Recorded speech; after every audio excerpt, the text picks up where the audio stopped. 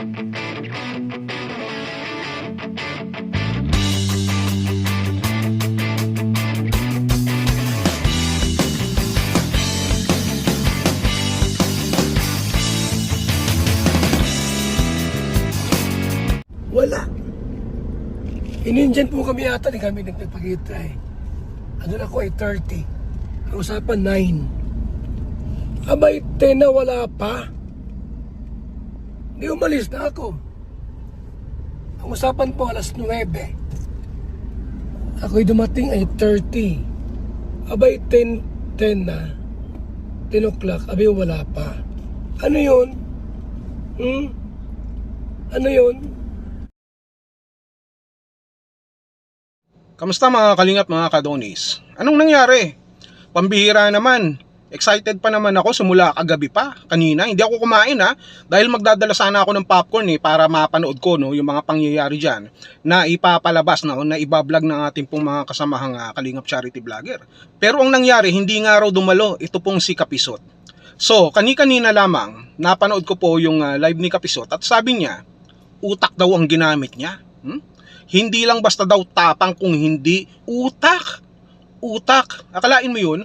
Nautakan niya pa talaga si Kuya Bal Santos Matubang. Nautakan niya tayo lahat.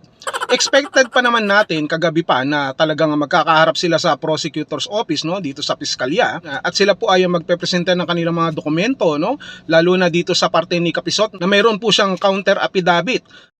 Pero paano mo pag-aaralan ngayon yan kung wala naman naipasa ng mga counter affidavit tsaka complaint affidavit hindi gumana kanina dahil nga hindi sumipot yung kalaban ni Kuya Bal. Yung magaling, yung matapang talaga dyan na si Kabatang. Hindi ko lang alam pero sa tingin ko kaya nga hindi sumipot yan. Baka ang alibay niyan sumakit ng tiyan, hindi nakatulog, napuyat sa biyahe saka kapabalik-balik sa Batangas papuntang Daet. Kaya ang nangyari, wala na siyang oras. Pero sabi niya kanina dun sa live na panood ko, maiksi lang Ang sabi niya nga, ginamit niya lang daw yung utak niya. So, parang papalabasin niya dun sa preliminary, tapos sa pangalawa o dun sa pangatlo na siya pupunta. Hindi lang naman daw talaga utak yung ginamit niya, kundi pati yung tapang. Bakit ko nasabi na tapang?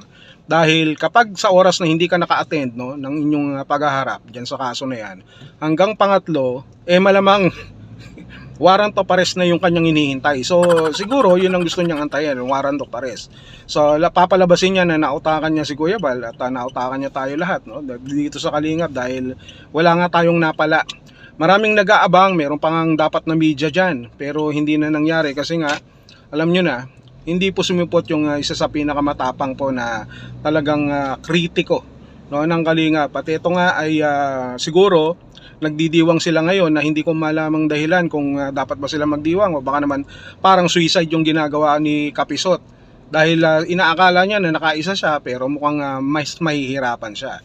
At ito, meron din siguro mga nagsasabi sa kanya na, oy Kapisot, wag ka nang pumunta dyan sapagkat mukhang mapagkakaisaan ka lang dyan, mukhang hindi magiging maganda. Let me remind you na yan ay initial pa lang, preliminary.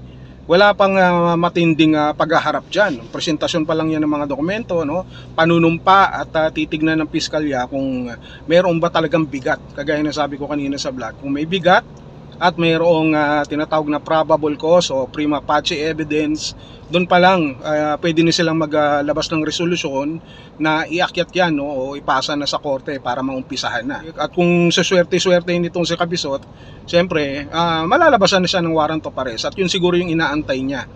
Pero believe na rin ako dito kay Kapisot kasi nga hindi siya pumunta kanina. So parang nilalagay niya yung sarili niya sa maling sitwasyon, sa mahirap na sitwasyon. Kung pumunta na lang sana sa kanina, di sana kahit papano nakita niya yung senaryo, yung dapat niya pang gawin. Kung kasama niyo yung kanyang abogado, pwede niya rin kausapin si Kuya Bal na baka pwedeng pag-usapan na lamang natin to, wala nang demandahan, so sorry na lang ako, yung mga ganun. Yung mga ganung klase, hindi na pinapalampas yan kaysa naman magpabalik-balik ka, Batangas, papunta ng Daet, meron ka pang negosyo na inaasikaso, maiiwan mo yan dahil uubusin niya yung oras mo, pati sa pamilya mo. Pero kapalit naman lahat yan, yung iba dyan maaawa nga sa kanya kasi nga hindi siya sumipot. Baka ang isa sa dahilan dyan, baka kulang pa yung mga binibigay sa kanya. yung mga contribution sa kanya, yung mga pa-Gcash dyan, baka hindi pa napupuno. Kung ganun lang din Kapisot, sabi mo na lang din yung Gcash, huwag mo nang i-flash dyan, i-PM mo na lang sa akin na dadagdagan ko yung Gcash. O ganun, para makarating ka na kagad. Kasi pinapakita mo naman na kaya mong panindigan, di ba? Hindi ka maglulumuhod, hindi ka hihingi ng paumanhin o ng sorry. Di ang gawin mo na lang, panindigan mo na lahat. Talagang ipaglaban mo, pumunta ka, no, sa susunod na paghaharap ninyo para naman hindi ka napipintasan ng mga kasama mo rin. Pinagtutulakan ka pero kanina wala man lang aski isa na nagpunta na nagpakita sa mga kapanalig mo. Pero kapag dun sa mga live, dun sa mga pagbablog, ang dami-dami nyo, dami-dami nyo sinasabi, kesyo ang tapang-tapang nyo, pero sa oras na ganito pala, na pagdating sa harapan, hindi naman pala kayo makapagsalita. So, Kapisot, kahit papano naman, saludo ako sa iyo sapagkat pinakita mo yung tapang mo. No, papalapit ka na sa warrant pag ganyan ang ginagawa mo. Ako, concern lang ako sa iyo, ha. Gusto ko makalabang ka ng patas diyan. Kasi nga kung ako ang kinuha mong attorney, baka panalo ka na. Unang ano pa lang, preliminary pa lang, ha. O, kahit na hindi mo pa ako binabayaran ng attorney sa acceptance fee. O, kahit Gcash lang pwede na. So paano yan? Ano yan mga kalingap? Kung ganito lang din naman yung magiging laban natin, mukhang talagang kapanapanabi kasi hindi natin alam kung ano yung mga susunod pang mangyayari. Marami nag-expect na pupunta siya pero nga napani sa kakaantay sila Kuya Bal, yung team ng kalingap dyan. So ito ang katanungan dito, ito ba pabor para kay Kapisot o hindi? So kayo na lang ang makakasagot dyan, yung mga nakakaalam dyan sa proseso ng batas. Siguro alam nyo na yung kasagutan. Antayin na lang natin yung pangalawang susunod na kanila pong paghaharap kung talagang pupunta ito pong magiting na taga Batangas na ating kaibigan na si Kapisot. So yun lang, maraming salamat sa inyo pong lahat.